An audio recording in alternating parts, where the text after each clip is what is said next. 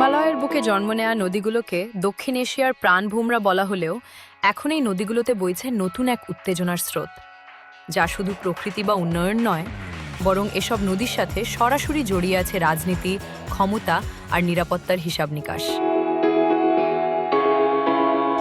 একসময় এই নদীগুলোকে কৃষি, সেচ ও জীবিকার উৎস হিসেবে দেখা হলেও বর্তমানে এগুলো হয়ে উঠেছে ভূরাজনৈতিক প্রভাব বিস্তারের নতুন হাতিয়ার।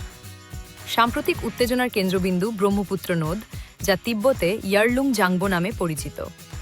হিমালয়ের মালভূমি থেকে উৎপন্ন হয়ে এই নদী চীন, ভারত ও বাংলাদেশের মধ্য দিয়ে প্রবাহিত হয়েছে। তাই ব্রহ্মপুত্র নদী শুধু ভৌগোলিক নয়, রাজনৈতিকভাবেও একে অপরের সঙ্গে গভীরভাবে যুক্ত করেছে তিনটি দেশের মানুষকে। সাম্প্রতিক সময়ে এই নদীকে ঘিরেই তৈরি হচ্ছে নতুন এক জলযুদ্ধের রণাঙ্গন, যেখানে মুখোমুখি দাঁড়াচ্ছে এশিয়ার দুই পরাশক্তি ভারত ও চীন। ভারত সম্প্রতি ঘোষণা দিয়েছে তারা অরুণাচল প্রদেশে গড়ে তুলবে একটি বিশাল হাইড্রো পাওয়ার বাঁধ, সিয়াং আপার মাল্টিপারপাস প্রজেক্ট। এরই মধ্যে প্রকল্পের সম্ভাব্যতা যাচাইয়ের কাজ শুরু করেছে দেশটি। প্রস্তাবিত ব্যয় প্রায় $৭৭ বিলিয়ন, যা ভারতের ইতিহাসে অন্যতম বড় অবকাঠামো বিনিয়োগ। প্রকল্পটি বাস্তবায়িত হলে এটি হবে ভারতের সবচেয়ে বড় জলবিদ্যুৎ কেন্দ্র। উৎপাদন ক্ষমতা হবে প্রায় ২১,০০০ মেগাওয়াট। বাংলাদেশের সবচেয়ে বড় কেন্দ্র রূপপুর পারমাণবিক বিদ্যুৎ কেন্দ্রের উৎপাদন ক্ষমতার প্রায় ৫ গুণ বড় হবে সিয়াং প্রকল্পটি। প্রকল্পের বাঁধের উচ্চতা হবে ৪৬৫ মিটার, যা আইফেল টাওয়ারে প্রায় ১.৫ গুণ উঁচু। এর জলাধারে সংরক্ষণ করা যাবে ৯.২ বিলিয়ন ঘনমিটার পানি। এত পানি দিয়ে বাংলাদেশের সব মানুষ ১২ বছরে খাবার জলের চাহিদা মেটাতে পারবেন।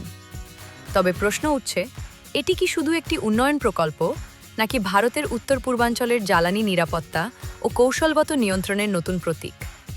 বিশ্লেষকরা বলছেন, এই মেগা প্রকল্প কেবল বিদ্যুৎ উৎপাদনের উদ্দেশ্যে নয়, এর পেছনে আছে আরও বড় ভূরাজনৈতিক বার্তা। চীনের সঙ্গে রেষারেষির ফলই হচ্ছে নতুন এই প্রকল্প। কারণ চীন ইয়ারলুং জাংবো নদীর উপর বিশ্বের সবচেয়ে বড় প্রকল্পগুলোর একটি নির্মাণ করছে। সেই প্রকল্পটি ভারতের নিচের দিকে প্রবাহিত নদীর স্রোত ও পানি প্রবাহে প্রভাব ফেলতে পারে বলে আশঙ্কা রয়েছে। ফলে একই নদীর উপর নিয়ন্ত্রণ প্রতিষ্ঠার মাধ্যমে ভারতও নিজের অবস্থান শক্ত করতে চাইছে। চীন অবশ্য ভারতের এই পদক্ষেপকে উত্তেজনাপূর্ণ ও সংবেদনশীল বলে উল্লেখ করেছে। অরুণাচল প্রদেশকে এখনও নিজেদের ভূখণ্ড হিসেবে দাবি করে বেইজিং। তাই এই অঞ্চলে ভারতের বড় অবকাঠামো নির্মাণ চীনের কাছে সরাসরি চ্যালেঞ্জ। কিন্তু নয়াদিল্লির তরফ থেকে বলা হচ্ছে, এই প্রকল্প তাদের অভ্যন্তরীণ উন্নয়ন পরিকল্পনার অংশ এবং দেশের জ্বালানি চাহিদা মেটাতে গুরুত্বপূর্ণ ভূমিকা রাখবে। কিন্তু প্রশ্ন থেকে যাচ্ছে, ব্রহ্মপুত্রে এই প্রতিযোগিতামূলক বাঁধ নির্মাণ শেষ পর্যন্ত কি দক্ষিণ এশিয়ার বিতর্কিত জলবণ্টন ব্যবস্থাকে আরও অস্থির করে তুলবে? বিশেষজ্ঞদের আশঙ্কা, নদীর স্বাভাবিক প্রবাহে হস্তক্ষেপ করলে বাংলাদেশ সহ ভাটির দেশগুলো ক্ষতিগ্রস্ত হতে পারে।